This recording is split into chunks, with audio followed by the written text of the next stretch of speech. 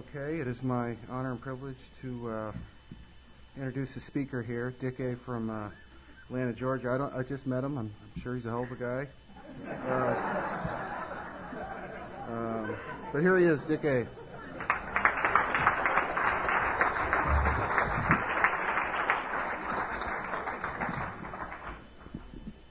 My name is Dick Anderson. I'm an alcoholic. And I'm extremely grateful to be here. I'm grateful to be a member of Alcoholics Anonymous.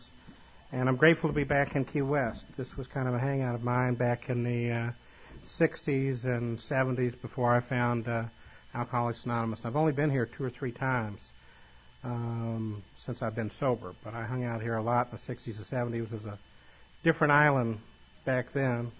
I want to thank some people first before I get started. I want to especially thank Katie and the committee for asking me and for such wonderful hospitality. There was a wonderful basket in the room and a beautiful view from the room, and God couldn't have created any more picturesque setting than this. And I was able to bring one of my grand pigeons, Steve, here. Stand up, Steve. Steve's got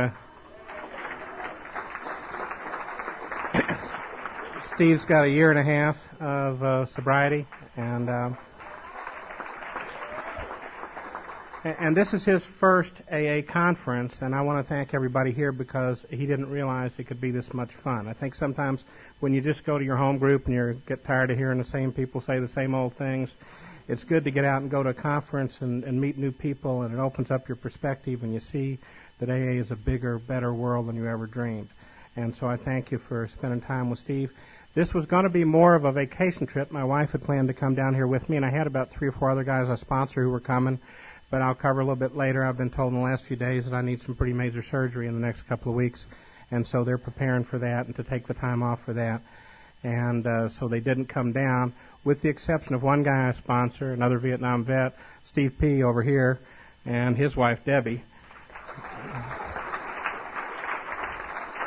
And so it didn't turn out. You can't always plan exactly how things are going to work, but I'm extremely grateful to be here tonight.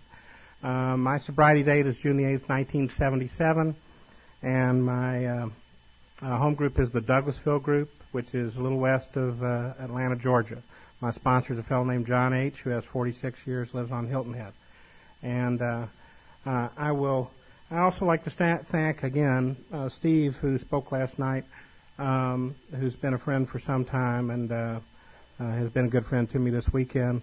I heard Linda, the Al-Anon speaker today, give a wonderful talk. I have not yet heard Beth, but I've heard great things about her, and I'm looking forward to hear her talk tomorrow. And I know that all the workshops that everybody here has done this weekend have been great, so I would just like to thank and ask everybody to give a hand to all the people who have been doing all the work this weekend.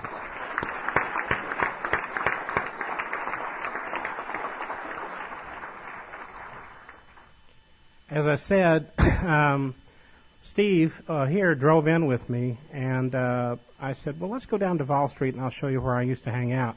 And I couldn't find the Duval Street where I used to hang out. It looked kind of like Disney World had come in and created everything, and it was nice and neat and clean, and there were all these neat sanitized shops. But back in the 60s when I hung out here, I'm going to give you one night. I'm not making this up. This is true. This is the quintessential Key West evening. And I was just back from Vietnam. I was stationed at the Pentagon. One of the guys that I was in the service with, who was a major, had gone back into service after coming out after Korea. He'd been a producer on Playhouse 90 and had produced a film down here called Escape from Hell's Island, which had starred Stephen Boyd. It was back in the early, it was late 50s, I think. And his picture's still up on the wall at Sloppy Joe's. So this friend of mine had introduced me to his friend, a guy that he used to sell cars with, and this guy name was Bob Hall. The other guys, I'm going to give you their full names because they're not in the program that I know of. And Bob lived in a trailer park on Green Street, about a block away from Sloppy Joe's, which I think is gone now. And so I came down and I stayed with Bob in his trailer. Bob was the captain of the Port Authority at that time here. He was an old ex-Navy CB, flat top, great big huge arms. And so he said, you want to go fishing? And I didn't like any sport where I would spill my drink, so I said, no, I'm going to go over to the VFW. He said, I'll meet you at the VFW at a set time. So I got all lotioned up and got over there and was feeling no pain. And he came over and he caught a bunch of fish. He took them to a place where there was a friend of his named Louis, and he was getting ready to open a restaurant, and we actually ate in his backyard. And that night there was a guy there named, okay, this is before all this, this is in the beginning of this stuff. That night there was a guy at that restaurant. I didn't know any of these people except for one. I knew of him. There was a guy named Tennessee who was a playwright who had a couple of sailors with him. And then there was, this covers almost every group indigenous to this island. And so, and there was some female countess from some country I'd never heard of, and her female companion. And then there was a guitarist who was playing at the Holiday Inn who lived next door to Louis, named Jimmy, who was trying to get a recording contract going. Now Bob, my friend who was living in the thing in the trailer court at Green Street, was just in the process of opening up a little half-shell raw bar when it was just one little place, and he was showing me this great big piece of wood they bought to put in there. Now you go down there and at that time, it was like everybody just sat with each other and we all had a great time. We all had this dinner. Most of them went back to wherever they were going, but I needed another drink, so I went to Sloppy Joe's, had a few more drinks, exited there, and they had told me about this myth about the Moon Maiden, which was this woman that would come out at night and she would appear in the moon on a full moon and have a more with several of the locals and then go back, and you wouldn't see her for a month, and she never talked. I think that I met her daughter, the daughter of the Moon Maiden, because as I came out Sloppy Joe's, there were a couple of guys that had, where these drunks would park their bicycles out there, and they were talking about not being able to find their bicycle. They couldn't remember where they parked their bicycle. And so I came out, I met her, we went back to the trailer, and so we had a moor until I passed out. I woke up the next morning, and the only thing we could find of her, she had stolen all the soap. That was my idea of a great life. And that's why I loved Key West. There was no place else where you could find that kind of group of people.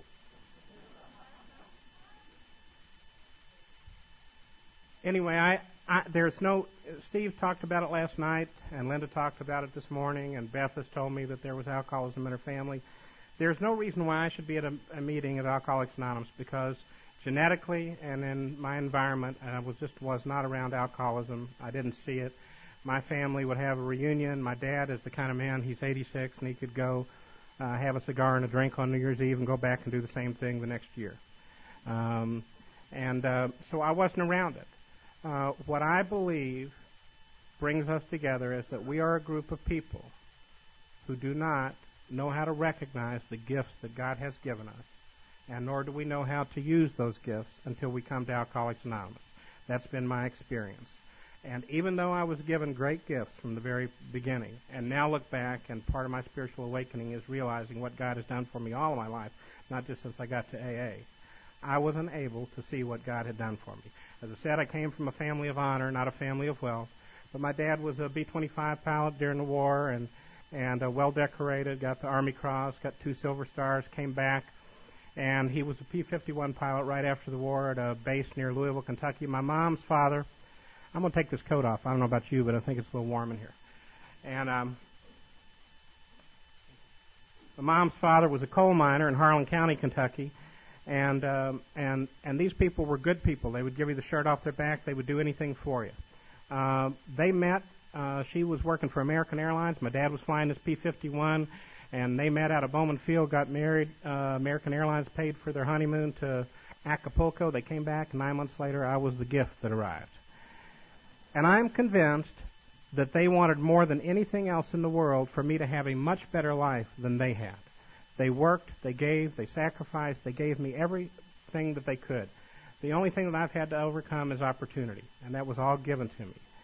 And I grew up somehow in this family of heroes.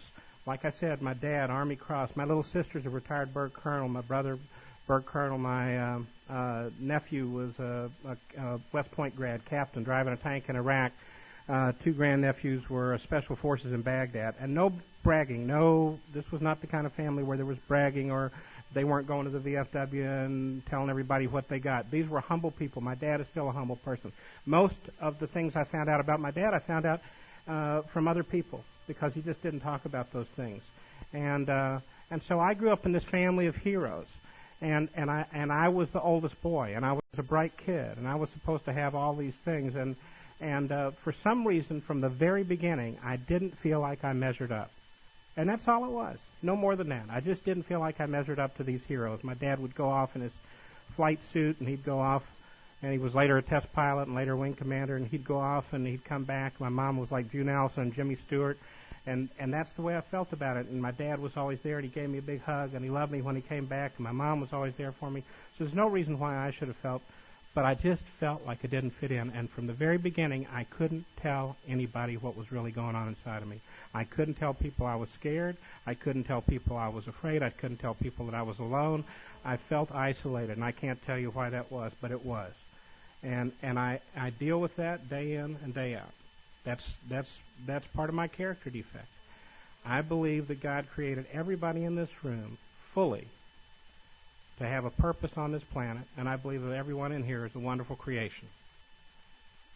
But I can believe that about you and sometimes forget it about me. And that's the way I was. And I had nobody to talk to about it. In AA, I have a man who knows everything about me, and I also have quite a few people. Stephen, I sat down and I was honest with him today. I have people I can tell about my failures and about my feelings. But I didn't have that early on. I couldn't tell the Little League coach. I couldn't tell anybody. And even the groups I was in taught the right things. I was in Little League, YMCA, Boy Scouts. I went to church. I went to Vacation Bible School. But again, I couldn't measure up. If you remember what it was like to be a Boy Scout, look at the pressure they put on you. We're supposed to be trustworthy, loyal, helpful, friendly, courteous, kind, obedient, cheerful, thrifty, brave, clean, and reverent. What an order. I mean, there was no way I could go through with that. And I, not only that, but I couldn't tell anybody that I wasn't like that.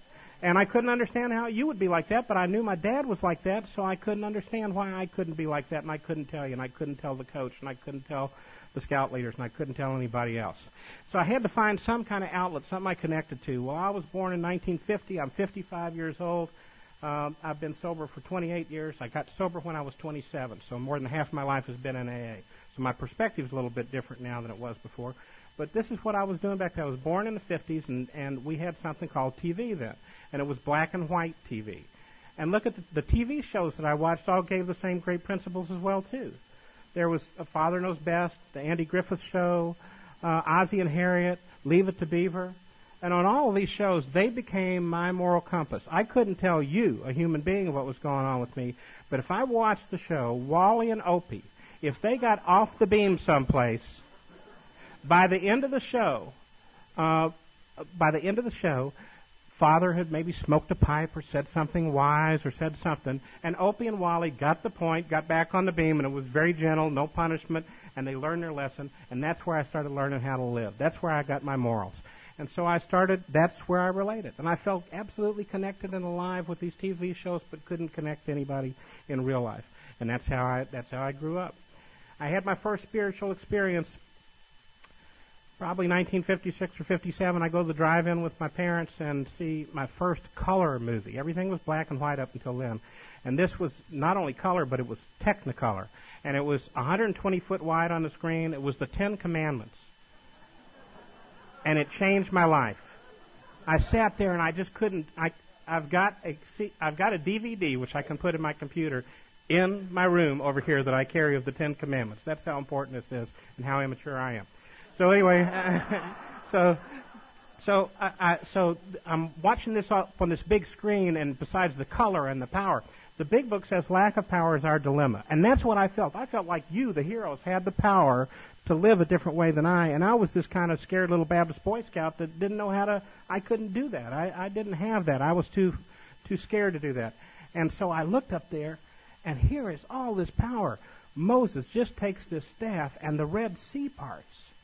And I thought, that's the kind of power I want to have. And so I made two decisions that night. One, that I want to be on God's side, because I saw what Charlton Heston did to Yul Brynner. And two, that I wanted to be in and around film. And here's the thing. I think even when we're lost, when we're in the darkness, when we can't see, when we can't feel anything, in this program or out of it, God is there right now, in this moment. He knows you're here. He's got a purpose for you, and He loves you. I mean, that's pretty much the essence of my spiritual awakening, is that God loves me, God loves you, and He's given us everything we need. But I didn't get that at the time, obviously. But I wanted to be in the film business, and I said that with my heart that night. I've been making a living around the film business for 35 years. So somebody was listening. And so those two decisions that I made, and I went down the next day because of wanting to be on God's side. I got dipped and dunked at Linden Baptist Church, and I believe that I absolutely took a third step, as strongly as the Big Book says we take a third step. But if you only take a third step and you don't have a sponsor and you can't work the fourth, fifth, sixth, seventh, eighth, ninth, and on up the ladder, it's not going to work. You're not going to stay here very long. And that's what happened to me. I took that third step, and I had a great, tremendous emotional experience. But it didn't have anything to turn over to anybody, and my life didn't change, and I didn't take any steps to change my life. And so I remained this scared little Baptist Boy Scout. My next spiritual experience, I was 14 years old. My buddy Dave's older brother got us a six-pack of beer and a half a pint of gin. I drank the beer, he drank the gin. And suddenly, all of a sudden, and I'd be scared even talking to an adult, but suddenly, we were camping out the night before a Babe Ruth League baseball game. And all of a sudden, I just felt fully tall. I felt that wind. I was almost like I had a staff. I was ready to go. I felt like Moses. And I was ready, and from the very beginning, I was not a stay-at-home drunk. I was a go-to-town drunk. And if you're 14, going to town when you're camping out with your 14-year-old buddy, that means hitchhiking to the White Castle. Now, for those who don't know what a White Castle is a place that you go to when you're drunk at 3 o'clock in the morning and you really think these square hamburgers with all these onions are really good. But try it sober, and it's not exactly the same experience.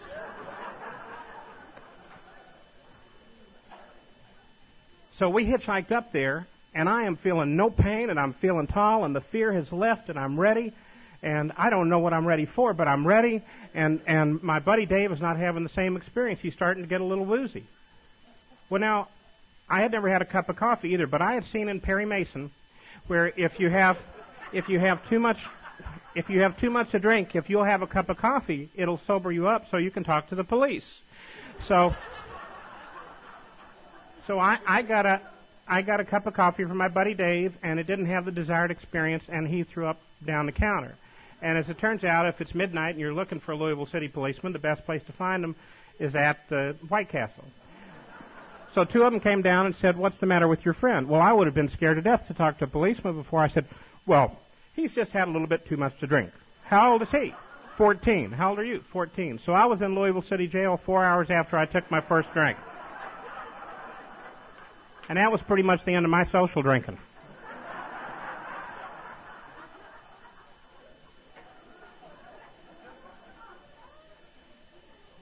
I would have told you that my drinking problem started my last 2 or 3 years of drinking. That's when I was bleeding from the stomach or bleeding from the esophagus or wherever, and passing out and coming to and living on a bathroom floor and being evicted from my apartment and estranged from my family and estranged from the woman I'd been engaged to, and even the people I was drinking with wouldn't hang out with me anymore, and I used up all my severance pay and finally reached my bottom.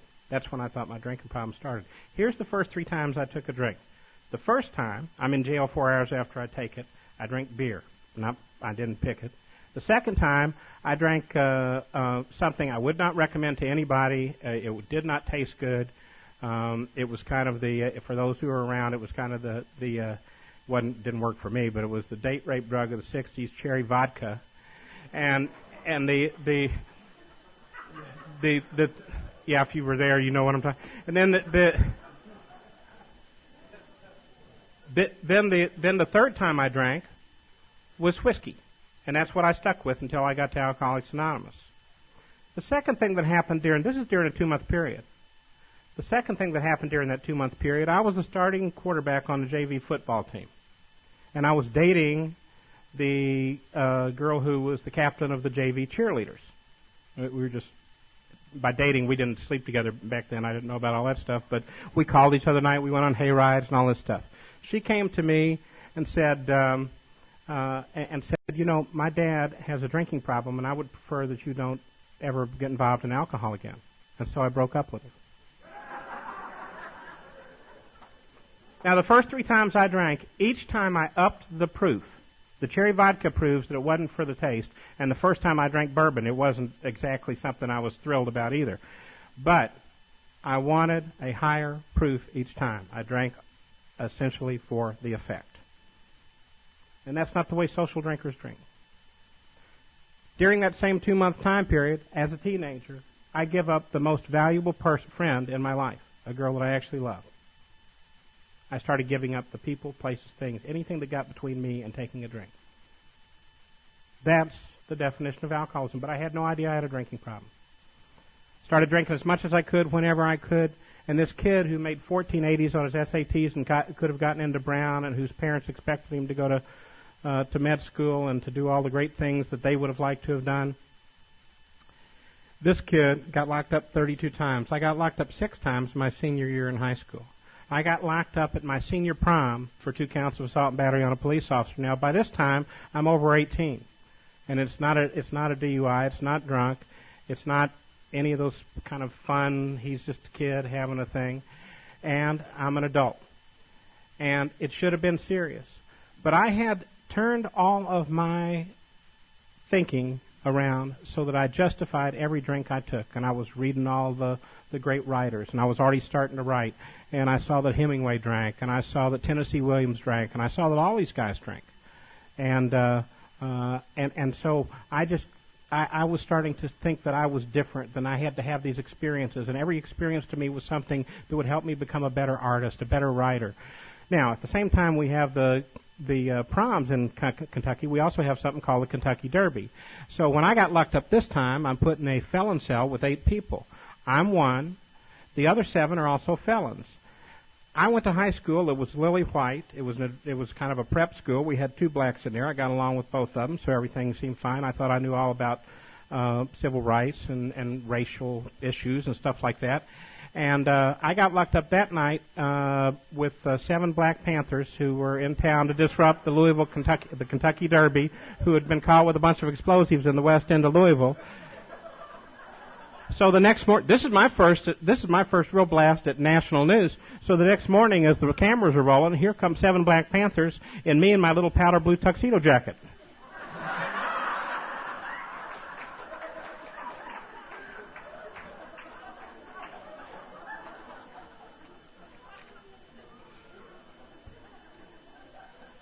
So I'm like Forrest Gump. I mean, the movie with Richard Dreyfuss in American Graffiti, where he's just this guy walking down the street in a madras shirt, and he gets picked up by the pharaohs, and then he becomes a pharaoh. That was my life. It says we're actors on the stage. This big book does, and that's the way I was. I'd never had anything real going on in my life. It was just like living and being part of a TV show. The way I lived, nothing was real, and you couldn't count on me. And I also learned that I would quit things. Here I come from a long military family, West Pointers, all these people. You know, I was an ROTC in college, but I ended up deciding that I was just going to, quit because I was reading some Hemingway. I think we sat, we drank, we enlisted, so I didn't want to miss out on Vietnam. That was the thought that night while I was drinking. It wasn't the thought the next morning, but it was the thought that night when I was drinking. So I went down and enlisted. I was still watching film. I saw The Graduate 10 times when it came out about that time. And I had made it all the way through school without smoking. After seeing The Graduate, I started smoking and had an affair with an older woman. She'd be about 86 now.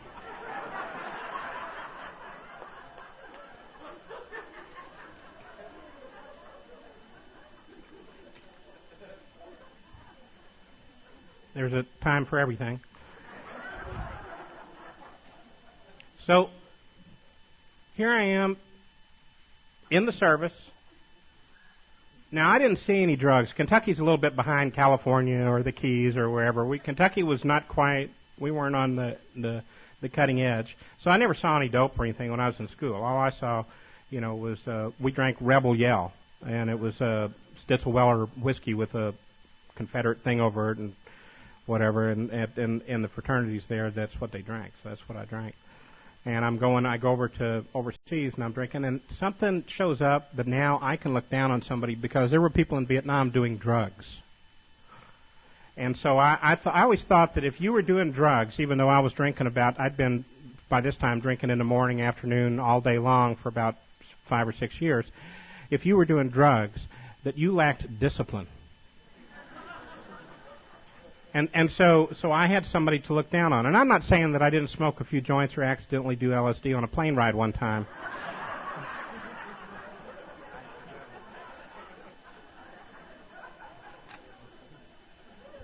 That was actually on a trip down this way. I was up in Louisville, and a buddy of mine was whining about his girlfriend who was down in Fort Lauderdale, a girl named Betsy Ross, beautiful. She had one blue eye and one green eye. And so he was whining about her. So while I was drunk, I went in and got us some phone reservations so we could come down here. And we got on this plane from Louisville it was during the middle of the winter, not February or March or something. And I remember I was wearing wool bell bottoms and a blue blazer. And, and so I got us on the plane so we could come down here, and Betsy was going to fix us up. My buddy Mike was going to be with Betsy, and I was going to be with her girlfriend, and they had money, so they had this great big place and a big boat. We were going down to Fort Lauderdale to be with them, and so we get on the plane, and we were already drunk. We drank from Louisville to Atlanta. We had a few more drinks. We got from Atlanta to Tampa. Some guy gets on the plane, and he pulls off a couple of joints. And this is back when you could smoke on a plane.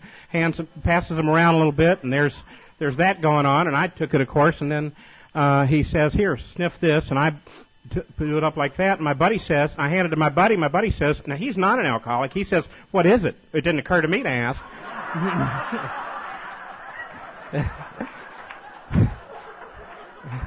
And so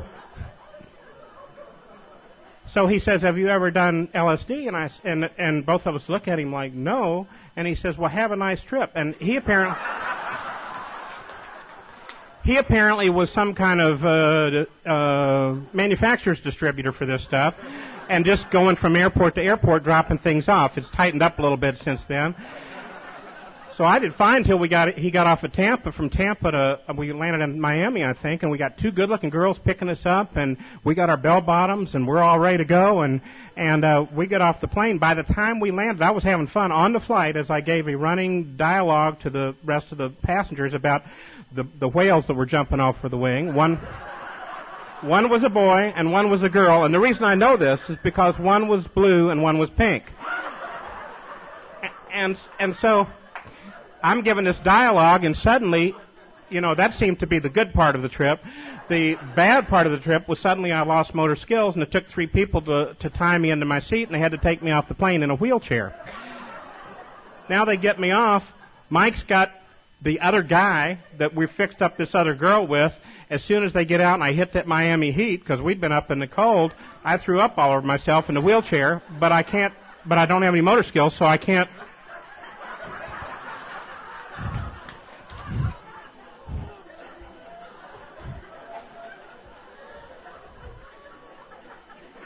So this is why you should not do drugs.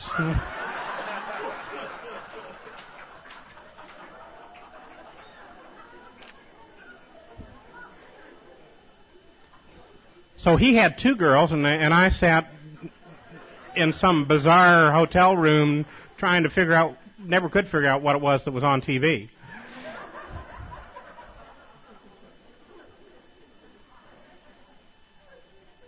I do this Vietnam experience, and I have 2 tours in Vietnam, and I seem to do okay in crisis, just don't do well in real life.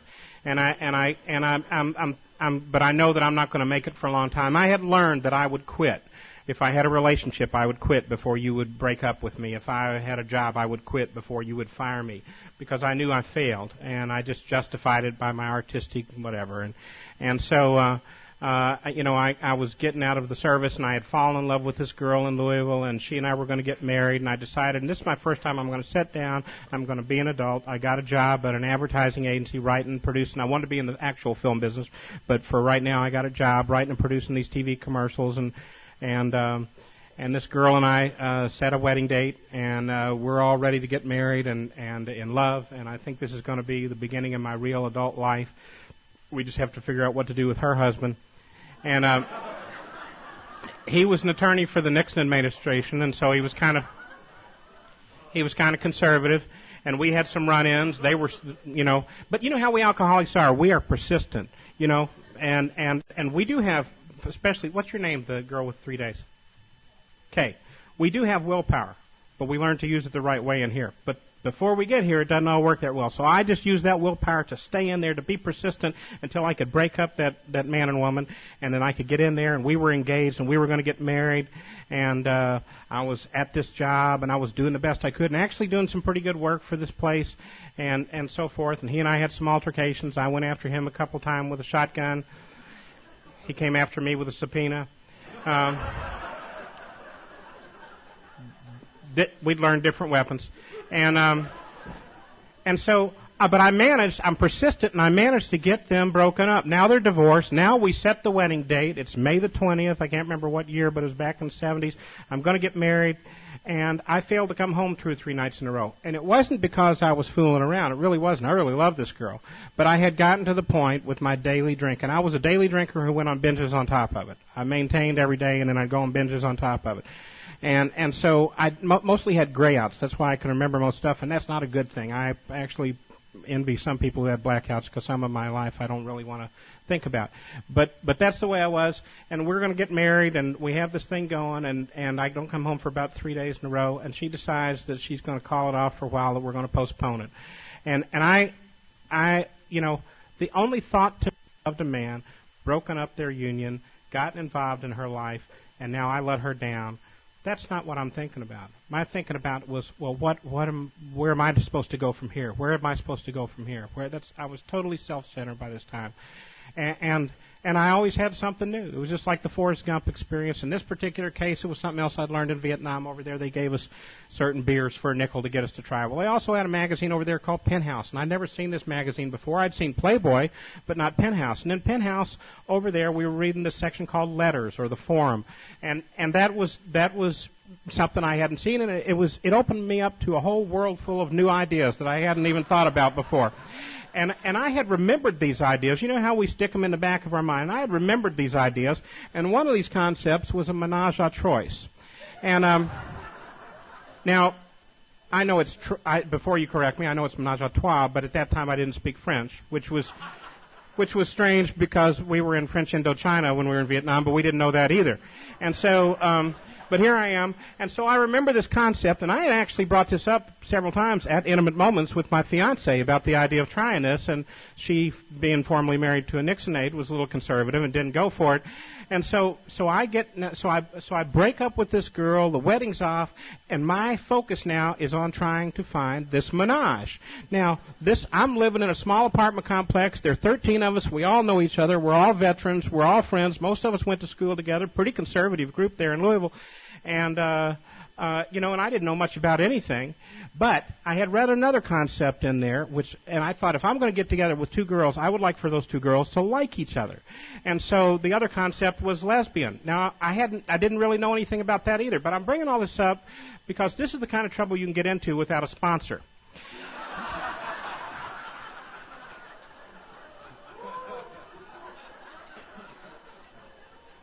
So I'm going in the late 60s looking for a lesbian bar in Louisville, Kentucky, to see if 2 of those girls want to be with me. If you're new, see me after, but they're not waiting for us.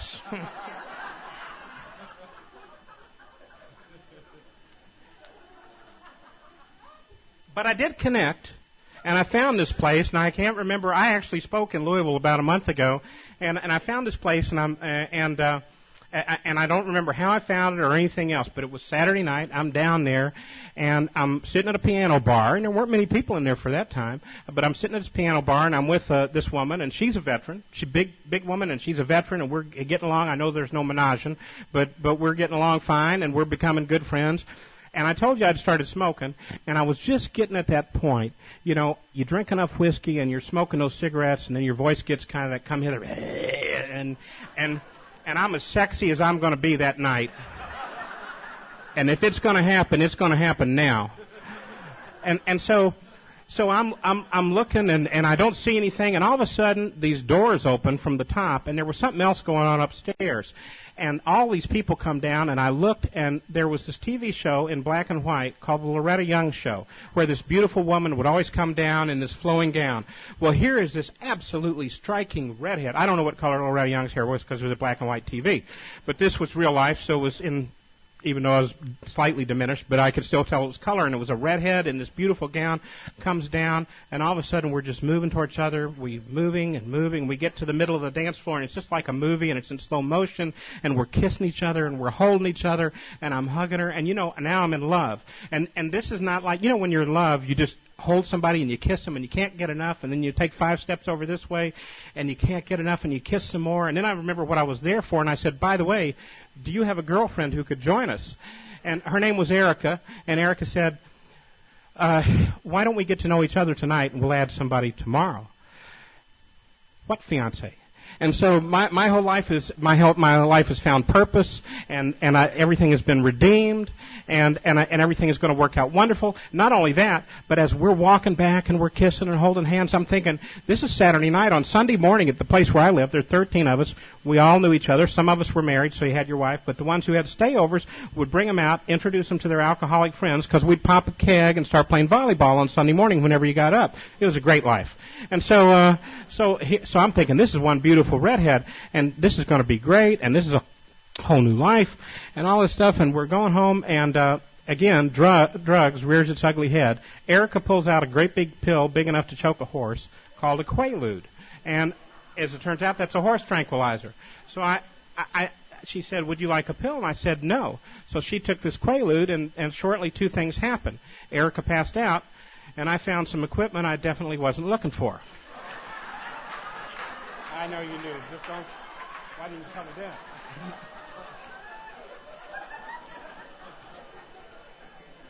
And after 3 or 4 days, I said, this is not right.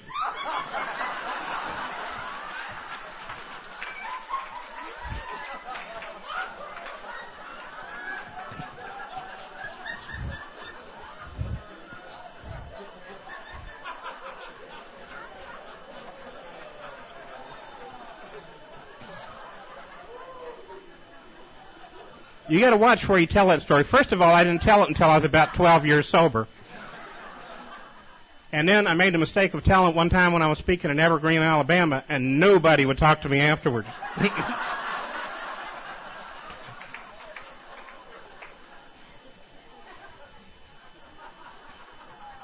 This is about the point at which I lost my moral compass.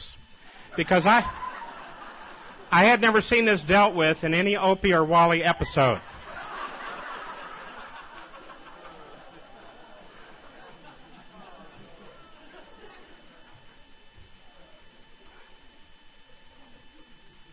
And truthfully, I don't know, from that point on, my life started taking a pretty drastic turn. About the same time, I never got back with that woman. She was concerned that, not Erica, but the fiance. The fiance, and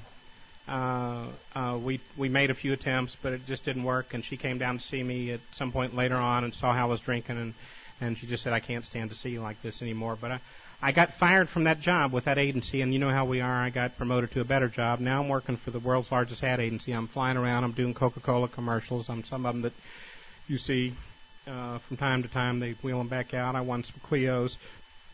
I was making as much money as I could spend, but I wasn't paying my rent. I wasn't paying my phone bill. I was buying drinks for everybody. I mean, that's just the way I was living. I was always trying to impress people that really didn't know me or care about me one way or another. And I was getting lonelier and lonelier. and my body was starting to give out. And I was in New York, and I was recording some music in a studio, and it was 10 o'clock in the morning, and this was a responsible job, and I was supposed to be directing the music session, and I couldn't talk. And I thought I'd had a drink, but apparently I didn't have enough, and I left. I just left all those people standing there, and I walked around the corner to a bar, and I walked in, and the guy was cleaning up in the morning, and he poured me a triple of whiskey. And I didn't ask for anything, and I wondered how he knew that that's what I needed. And I started to take it, and I couldn't get it down. And there was another movie I'd seen called The Lost Weekend with Ray Milland, and I took that towel and I put it around my neck, and I pulled it down and pulled the drink up, and it stopped the shakes a little bit, and I took another one, and it gave me enough. And I looked in the bottom of that, and this was not a great bar. This was not a nice bar. And I looked in the bottom of that glass after I drank it, and just wondered how I'd gotten there, and I was 25 years old. And this kid with these 1480s on the SATs, who was a good athlete and who could have been just about anything his parents wanted him to become, had gotten to the point where I couldn't even function without shaking in the morning, without throwing the booze down. And from that point on, it just started to get a little bit worse, and I got moved off of that politely account because of some mistakes I made. I had gotten to the point where all I could do was walk up to the liquor store. And I finally got my eviction notice, and if you haven't been evicted from an apartment or a house before, they don't tell you that you have to leave the next day. They give you 6 weeks or 8 weeks, and that's never enough time for an alcoholic. Even though I got the eviction notice and I had spent all my money, I just kept going because I didn't know how to deal with it. I didn't know what to do. And the night before they were throwing me out of the apartment, and I didn't have anything. I hadn't paid my rent for a long time, so I couldn't tell them there was water on the bathroom floor, and I just had a mattress there anyway, not a bed, and it was soaked. And I'd been sleeping on the bathroom floor for 2 years anyway because of the dry heaves and throwing up and just drinking, passing out, coming to. Even the people that I used to drink with that were as big a drunks as I weren't hanging out with me. They didn't want to see me like that. And so I walked up to the liquor store that night knowing that I was going to be living on the street the next day, and I walked into a place called Capital City Liquor, still there. And the manager said, just a minute, or the clerk said, just a minute. He went over and got the owner, and the owner came over and said, we know that this check is no good, and we know that the checks you've been writing here for a while are no good, and quite frankly, we don't want you in our liquor store anymore. And as humiliating as that was, and knowing I was being evicted, I didn't care about any of that. My only thought was, oh, God, I hope he gives me this whiskey. And he gave me that bottle of whiskey, and I walked back with it to that apartment. And as I came around the turn, I had a couple drinks to get me back there. As I came around the turn, something happened, and that bottle slipped out and hit that concrete and broke and fell all over. And I was more helpless and hopeless at that moment than I ever was in Vietnam, because I had no place to go, and I couldn't live without a drink, and I couldn't get a drink. And I walked inside, and I still had a weapon, and I put a bullet in the chamber, and I got ready to pull the trigger. And I was angry and angry and angry at God because of what he'd done to me, because of where I was right then. And I started screaming at God, God blanket, God blanket, God blanket. And something broke, and I just said, God help me. And a moment of peace came to me, and I saw that scene from another film I'd seen 50 times called Days of Wine and Roses. And it's the scene where Jack Klugman walks up to Jack Lemmon and says, "Hi, I'm from Alcoholics Anonymous. I understand you need help." And that's what God gave me. And I had seen that film I don't know how many times. And I walked up to a phone booth on a street corner, and I called from a payphone. And I told the operator, I said, I need help. And because you who work in committees, who work with GSO, who work in public information, had gotten the story out enough, the operator knew about Alcoholics Anonymous. And she called a woman named Helen. And this is why we should do real live 12-step calls. Because Helen answered the phone, and she knew I was in trouble. And had she not done that, I wouldn't be here today. Had somebody said, we suggest you go to a meeting, or we'll send you a brochure, I wouldn't be here today. Helen said, honey, you wait right there. I'm going to send a guy out. And his name was Ed. And Ed came out, And Ed was not the kind of guy I would have normally associated with. Ed was a railroad man who had a 1.5 sobriety. And Ed had a bad toupee and didn't smoked a pipe, and he looked like Bob. And so Bob that was always on the, and so in the advertising, Bob. So maybe not, but anyway, but I knew Bob. Anyway, that's what he looked like, and so he comes out and he starts talking. I'm hip. I've been all over the place. I've been staying at the Beverly Hills Hotel and the Plaza Hotel, and I've done all this and all that. At the time, I'm temporarily pooping and peeing on my pants and have lost the control of all that and getting ready to kill myself. But I'm still judging this guy Ed, and how we are. And so Ed didn't. If Ed had lectured me or told me about anything, I wouldn't be here. But Ed had read the Big Book of Alcoholics Anonymous, and Ed loved other alcoholics, and Ed shared his experience, strength, and hope with me, and he shared the horrors of his past, and when he did, I believed him because the whites of his eyes were there, and he was okay. I did the most complete first, second, and third step I've ever done. I turned everything I had, which was me, some soiled pants, over to Ed, and Ed took me to a place to dry out because I was already shaken, and he knew I was going to need the help. And on the way there, Ed, this is in the mid-'70s, and they just come out with ATM machines, and Ed lived in a little apartment, I found out later, with a hot plate, but he had a brand-new car, his first new sober car. It wasn't much of a car, it was like a Pinto, but it had the sticker on the side of it, brand new, and Ed was proud of it, and he said, just a minute, I'm going to get $20. And he went in to get the $20 out of the ATM machine, and he said, will you be okay? I said, okay. And this was June the 8th, so it was hot. And by the time he got back from the machine, I'd thrown up down the inside of his car, a brand new car with a sticker on it. And Ed, the only thing Ed did was put his arm around me.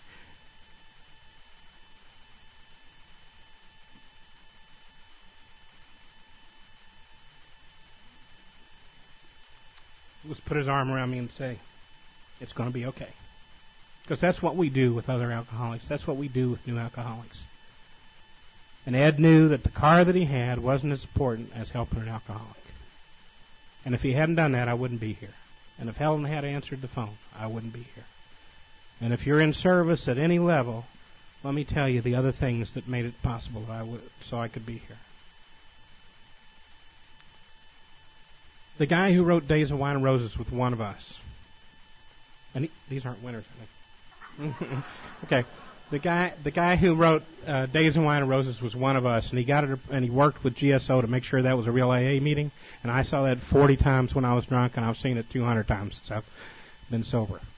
And that was an AA meeting, and it carried the message to me. And when I came back to my second tour in Vietnam, a Marine gunny and I sat in the back of the room, both of us back. We didn't want to hear any of this stuff. Had to go to a mandatory drug abuse seminar. They did that kind of stuff in the 60s. And we were going in for some kind of lecture on drugs. So we had a couple of shots of whatever we were drinking, sat with our sunglasses in the back of the room. This guy gets up and he says, my name is Charles, and I'm an alcoholic, but I don't drink anymore because I'm a member of Alcoholics Anonymous. And he was just like you or me. He was just an outside speaker going to this base to tell his story. And everything he said sunk in right here. And that's why I speak at DUI schools, and that's why I go to bases or any place where I can go and share 20 minutes or 30 minutes of a story, because I know we're planting a seed for somebody, no matter where it is. They may not respond right then, but if you're going and doing this work, it can save a life, because all of that came to play. And every time that somebody went and placed something in one of the newspapers, when there would be a conference like this in town in the old days, the newspapers would cover it and say, alcoholics who are sober, come to celebrate. And I would read that. And I would see pictures of people with their faces blacked out, or hear them on the radio with no last name. And that all of that came to fruition that night when I was getting ready to pull the trigger, because I knew that there was a solution. You and your work had shared that with me, so I knew there was a solution. And this guy Ed took me to this place. They dried me out. I had DTs for about 6 or 7 days, and I had an old guy, one of the old timers there in Atlanta, named Joe Hubbard, who's been gone for a while now. But Joe in the old days we did a lot of wet drunk work, and if you got somebody in DTs, you just take and put your hand on their arm, physical contact brings people back out of that delusion. And so that's what he did for me, and people would sit there and just hold my arm and be there and tell me it was going to be okay. Because I didn't know what had happened or where I'd gone, but I knew that I was someplace new, and everybody started loving me.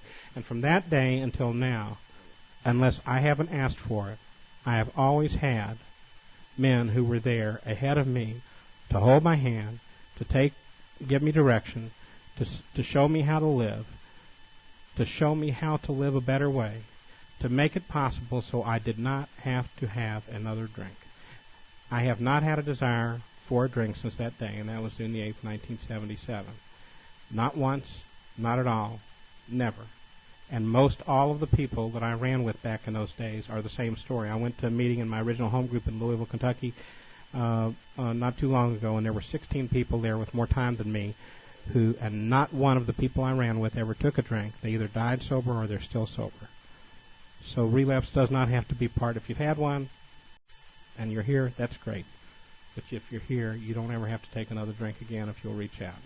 And that's the beauty of this program. And so I came in, they dried me out, they sent me up to Louisville, Kentucky. I had a little bit of brain damage, a little bit of wet brain. They told me that. My liver was 80% gone. I had a lot of physical problems. And so they sent me up there. Now, I got brain damage. I can't read, so I'm not really going to work as a writer. If you can't read, it's difficult to work as a writer. So they sent me to Louisville, Kentucky, and they assigned me a sponsor. He was another railroad man named Jack Sullivan. And some of you may have heard him. Jack was around for a long time. And so I go up, and they said, when you get somebody, and the big book says, when we take that third step, which I had done, it says we have a new employer. To the extent we keep close to him, perform his work well, he provides all we need. I can't tell you how it happened, but during the first year and a half, that's exactly what happened. I always had a place to stay, even though I didn't make much money. I had a little job pouring coffee in a one of those clubs where they have AA meetings, and most important, they gave me a job. I reported into Jack, and Jack reported me over to Harry and this guy, and suddenly I had this whole network of guys taking me every place with them. And just like I brought Steve to his first conference, they started taking me to conferences, and I started finding out there was more to it. I would talk to you, couldn't understand what you were saying. I couldn't remember anything. I'd start crying inappropriately, even at funny parts, but it didn't make any difference. You didn't make fun of me, and you didn't tell me that I was a sicko and that I wouldn't make it. When that would happen, you just put your arm around me and say it's going to be okay. And that's exactly what would happen, and that's why I stayed here. And if you hadn't done that, I wouldn't have stayed here, because I was just waiting for somebody to reject me. And so, but nobody did, and everybody held on to me, and he gave me a job in Alcoholics Anonymous. So this is one of the most important things we can do now that we're not doing as much of as we used to, and that is when a newcomer gets here, you should have a job within the first week or 2 weeks or whatever. That's what saved my life. I couldn't write. Certainly couldn't handle money or anything else, so I wasn't secretary or treasurer. I was the ashtray guy in my home group in Louisville, Kentucky. And at that time, if you didn't smoke when you came into a group in Louisville, Kentucky, it was mandatory that you learned how to smoke.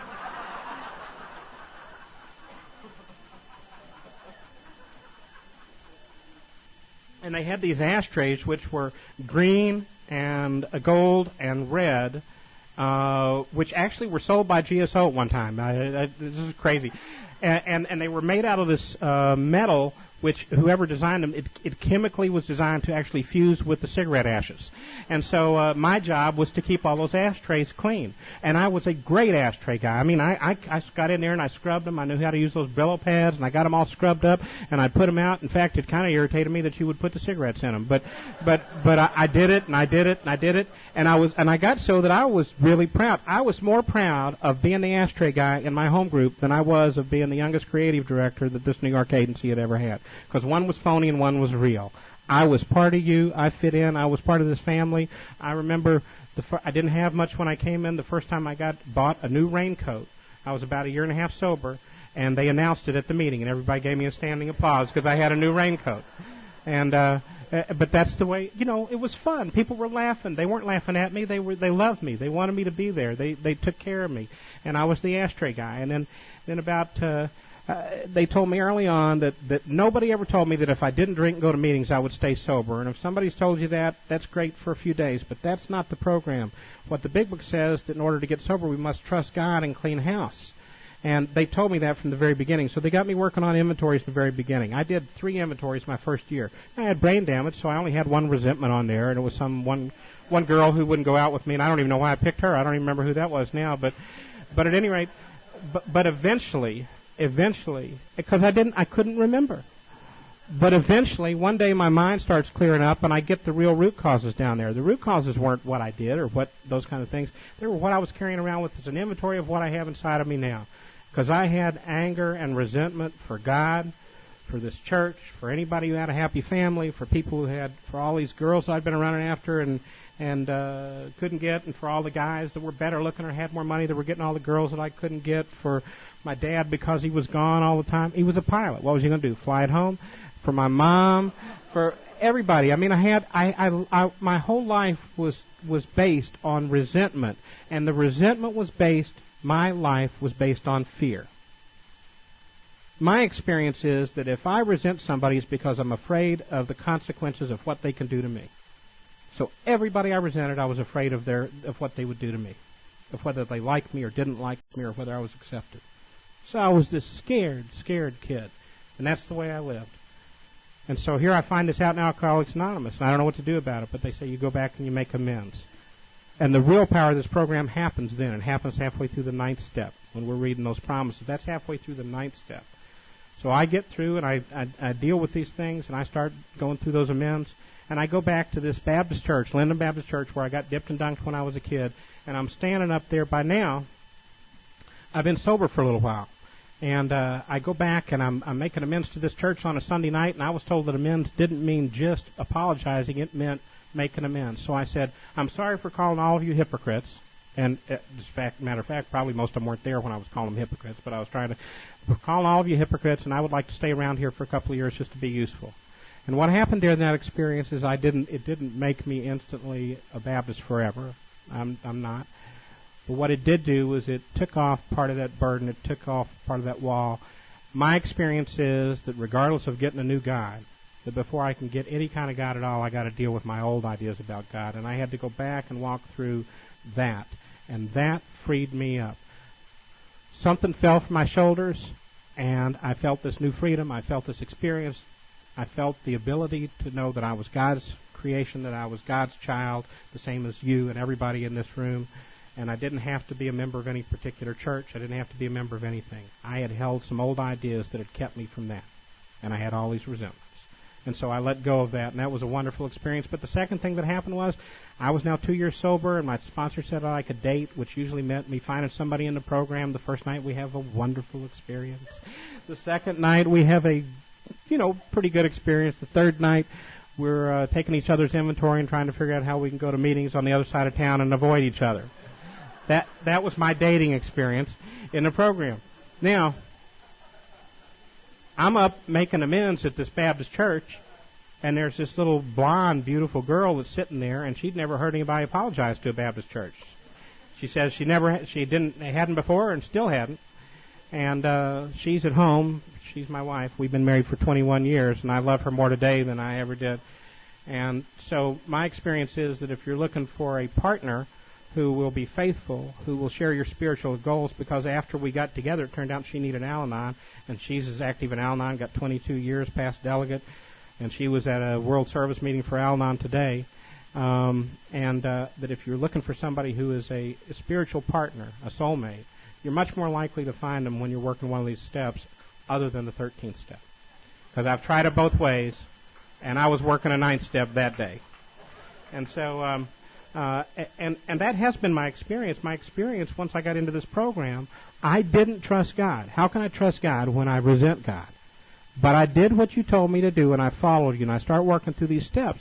And as I start doing that, suddenly things change. Things shift. I look back now. God introduced me to my wife. There's no way there's no way for me to explain that. And I couldn't pick somebody better for me. And I go and I make amends to this New York agency, and I go to the comptroller, and her name is Hartmus, but we call her Heartless because she was so tough on us. And I said, I have to apologize.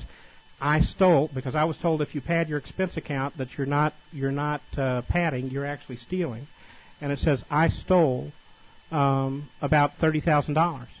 And I didn't have the money to do that, so I was prepared to go to prison. And Hartman started crying. And she said, "Did you know that there were a group of us who knew you were in trouble, and we had been praying for you?" And I was afraid to go talk to her. But my sponsor told me I should. And more fear dropped off my back. And suddenly we realized that God is doing for us what we could not do for ourselves. And I finally went back to that church that I went to when I was a kid. And I've never been a fan of organized religion. And I was angry. And I went in there. And I tried to find somebody to apologize there. And I couldn't find anybody, and there was nobody but the sanctuary was open. And I walked down, and I realized who I was there for, who I'd been angry at all my life, who I had to forgive. And I got down on my knees, and I forgave God. And when I forgave God, something happens, and we talk about it at the end of these meetings. Forgive us our trespasses as we forgive others. If I got anger in my heart, I'm not going to be able to accept forgiveness. And so when I forgave God, I was forgiven. I accepted it. I don't think I triggered God. I think I triggered me. And suddenly that was gone. And I had as much right to be here as anybody on the planet. And there's nobody, my belief is, there's nobody in this room that God doesn't love absolutely. And that's all I was trying to find all my life. And I went with a group of men. I got just a couple more stories and I'll close, but I went with a group of men. And they believed in an annual house cleaning because they did not believe that we get sober and we just stay okay. That if you're not growing, you're going to have some problems. You might not drink, but I know some pretty miserable people who have been around for a long time. And I don't want that, and the guys I follow aren't like that. One of my sponsors, I've had two sponsors since I got back to Atlanta when they both spoke at my 25th birthday. One of them talked about how at 17 years in the program, he was trying to figure out how to divorce his wife so he could have an affair with somebody else. He's got 48 years now. But he was sitting there then, and he said, if I had done that, I would have missed the opportunity to be with the love of my life and to care for her. And his wife was sitting on the front row with Alzheimer's. He changed her diaper twice that day. And this guy named Bill, who was talking, was absolutely in love with his wife, who was sitting there with Alzheimer's. And he takes care of her every day. And he's 84. He's got 48 years. And when he's not doing that, he's leading a corrections meeting. And when he's not doing that, he's leading a meeting at his home group. And when he's not doing that, he goes and calls on what he calls old people who don't have anybody to be with him. And I asked him, what the hell old people are you talking about, 120-year-olds? But he goes to work with old people at a nursing home. That's who I want to be like. Because what I have found is that my life has joy in it when I am useful to others. It's not who I am. It's not my name. It's not how much money I make. But if I am useful to others, I have found my purpose here on this planet. Everybody in this room has got a purpose. Everybody in here is going to find their purpose as long as you stay in here. And they're the tough times. And so this group went away for this annual house cleaning, and we went to Gethsemane. And I'm not Catholic, and if I don't like the Baptists, I really don't like the Catholics because they got more rules and wear hats and all this stuff and make a ceremony out of the whole thing. And so I go in, and this priest comes up, and he asks all of us, and I was with some old-timers. He says, you boys know what God's will is, don't you? You're always talking about God's will. What's God's will? And he said it kind of smart-alecky. What is God's will? And none of us had an answer, and he said, God's will is simple. It's to do the best you can right now, one day at a time, with what God gives you, right now. No more, no less. If God gives, if you're a brother, be a good brother. If you're a son, be a good son. If you're a daughter, be a good daughter. If you have a job that you love, do it honorably and help people until something else comes along. If you have a job that you hate, do it honorably and with love until something else comes along. If you're a member of AA, be the best member of Alcoholics Anonymous you can be. He said, this is not confusing. He said, you can see how God judges us and how he decides who he's going to give more to. He said, we're like God. If you guys had two boys that were both 7 years old and you gave both of them little red wagons, and one of them took the red wagon around the neighborhood and spread joy to all the other kids, and the other took the red wagon and set it aside and said, I want a scooter, who would you give more to? You would give more to the one who was grateful for the gift you had given him and had used it. And the light went on. And my life was about recognizing what gifts I had been given and using those to help others. And I had always been the guy that had pushed the wagon away because I wanted a scooter. I had never been satisfied with what I'd been given. And shortly after that, I'm in an AA luncheon with a bunch of old-timers, and if you are new, do not trust old-timers. For one thing, they don't have a clue what we're talking about. They don't seem to catch the urgency of our crises. And so this was an old-timers luncheon at the Galt House in Louisville, and I'm sitting there, and now I've discovered what God's will is. You know, I can go out and share that with the whole world, and but I don't have a job. And I discovered that I need a job, I need a place to stay, I need some money, I need a car. And so I go to this old-timers luncheon, and I'm talking about that. I need this, I need that. And they're talking about Hilton Head, somebody got a new Mercedes, somebody got a new putter. What does that have to do with alcoholism? And I'm thinking, you know, but this is a luncheon. It's not a regular meeting. But what these guys had found out, they'd found out how to live successfully so they could enjoy life, and they weren't walking around like me. And one of the guys at the end of the meeting says, come see me tomorrow, bring a resume. I took the resume, and a half an hour after I met with him, I had a job, I had a car, I had a place to live, I had a lot less money than I thought that I needed, because I needed to make amends. That's why I was justifying a larger salary. And so, but I had exactly what I needed. I did the advertising and press for a guy that ran for mayor in Louisville, and within 6 weeks I was the mayor's press secretary. Now, you would think that my first real job after all this calamity should be something where I'm humble, where I'm sweeping up or whatever. I had no idea what humility meant. Humility means honesty. It means me honestly knowing who I am, what I'm good at, what you're good at, and what we have to give up to God. It's knowing where the power is. And the big book says God has all power. That's humility. God has all power. That means I have no power. But I'm in there, and several things happen. This is how smart my God is.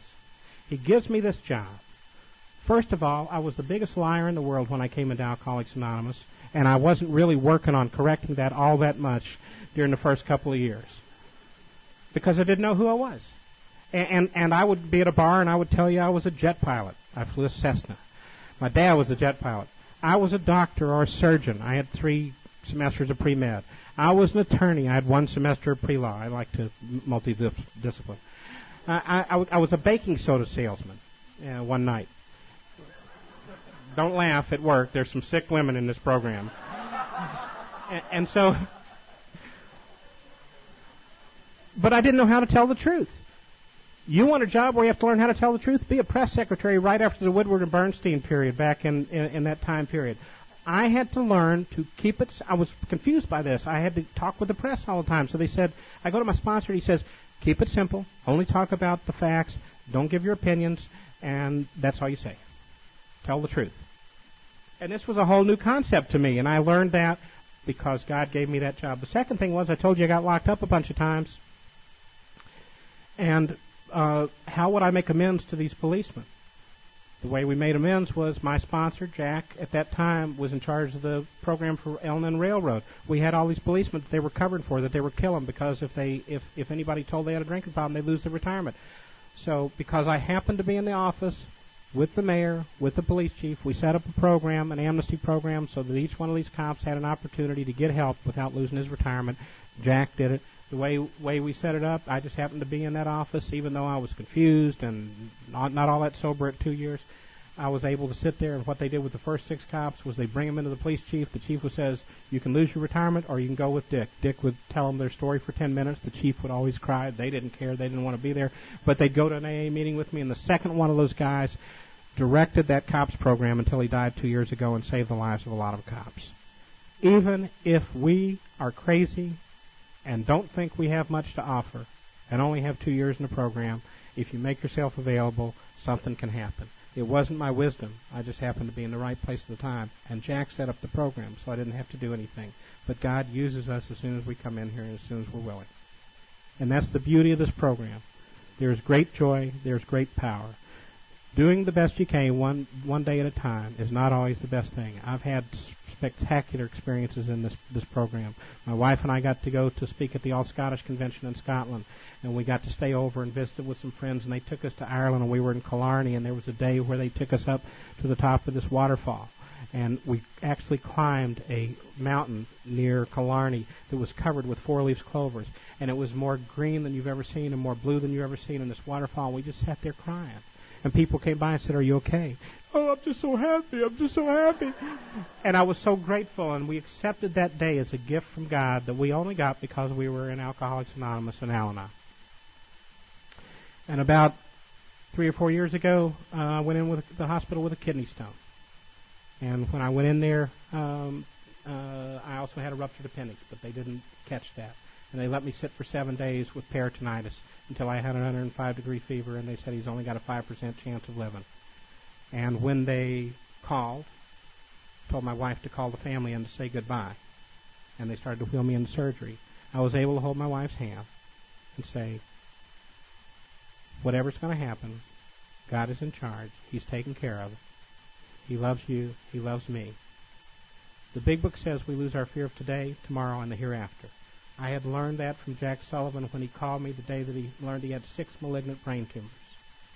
And he had no fear, and he had no anger, and he had no resentment. Because he knew, and this is in his words, he said, "If God is this good to me here, just imagine what he's got waiting for me on the other side." And I lost that fear of going to the other side. I haven't lost the fear of all things here.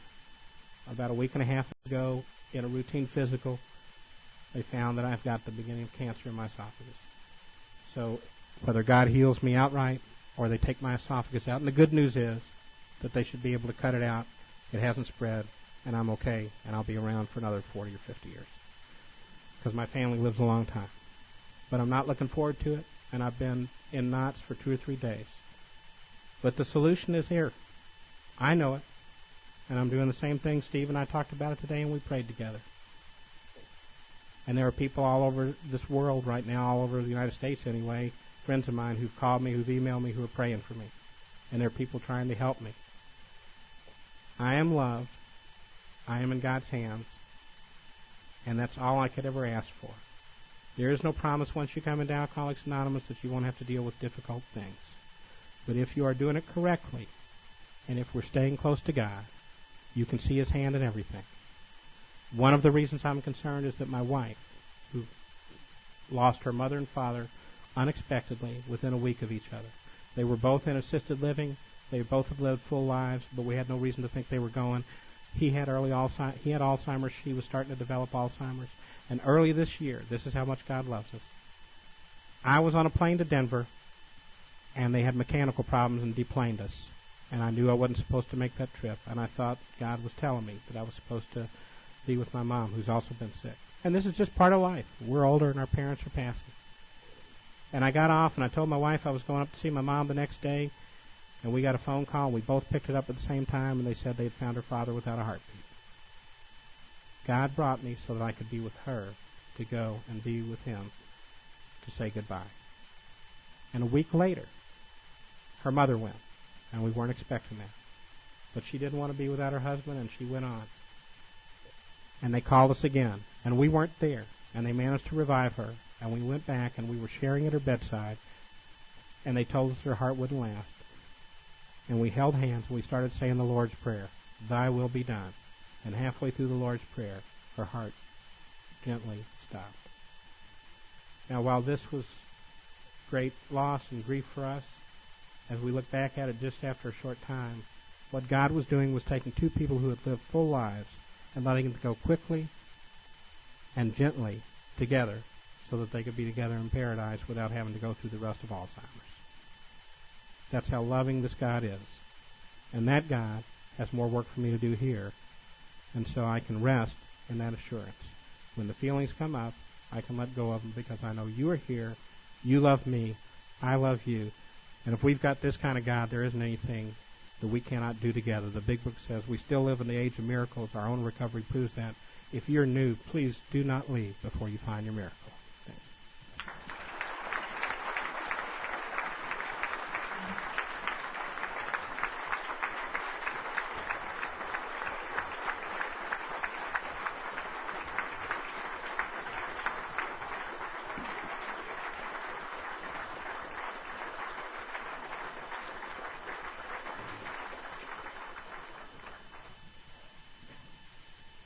Thanks very much, Dick. It was very heartwarming, touching. Let's see here. Speaker shares for 1 hour. You did that. After the speaker's finished. We're going to pass the baskets now in accordance with the seventh tradition.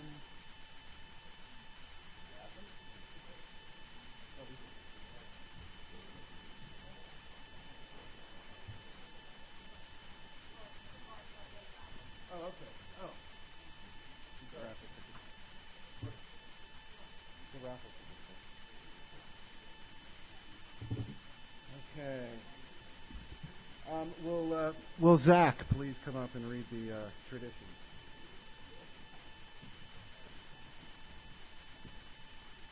Good evening. My name is Zach, and I'm an alcoholic.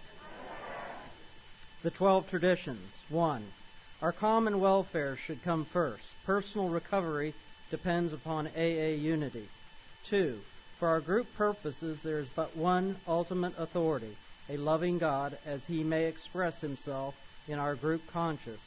Our leaders are but trusted service, they do not govern. 3. The only requirement for AA membership is a desire to stop drinking. 4. Each group should be anonymous except for matters affecting other groups or AA as a whole. 5. Each group has but one primary purpose, to carry its message to the alcoholic who still suffers. 6. An AA group ought never endorse, finance, or lend the AA name to any related facility or outside enterprise, lest problems of money, property, and prestige divert us from our primary purpose. 7. Every AA group ought be fully supporting declining outside contributions. 8. Alcoholics Anonymous should remain forever non-professional, but service centers may employ special workers. 9. AA as such ought never be organized, but we may create service boards or committees directly responsible to those they serve. 10. Alcoholics Anonymous has no opinion on outside issues, hence the AA name ought never be drawn into public controversy. 11. Our public relations policy is based on attraction rather than promotion. We need always maintain personal anonymity at the level of press, radio, and films. 12. Anonymity is the spiritual foundation of all our traditions, ever reminding us to place principles before personalities. All right, thanks, Zach. We're going to have George read the promises.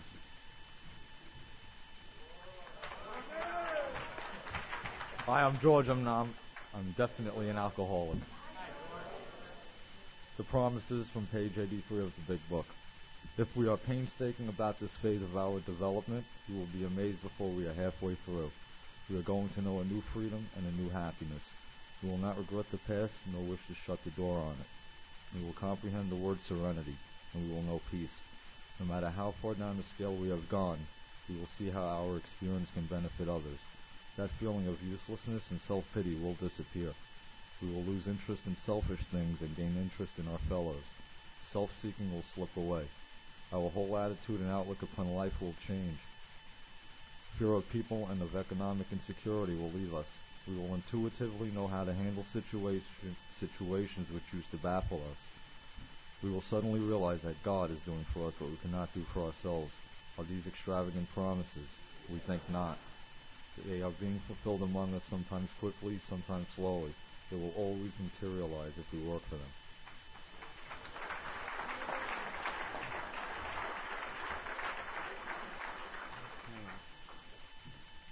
Okay, I want to thank everybody for a great meeting, and especially Dick here.